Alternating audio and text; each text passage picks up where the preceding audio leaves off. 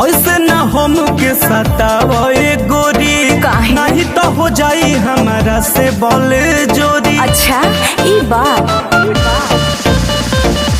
ऐसे न हमके सतावे गोरी, नहीं तो हो जाई हमारा से बोल जोरी। अच्छा लोह कल अगिया बूता जाई तो सुनी ना, बुझी हमारे परेशानी बालम धरे ना हमर कलाई।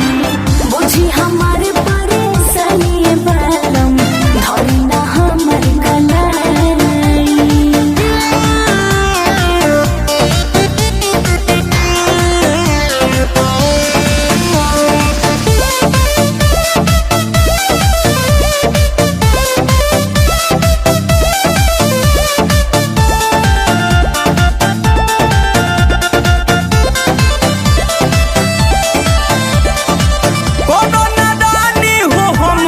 किनारा कहीं के कोई के बुलावलू इशारा।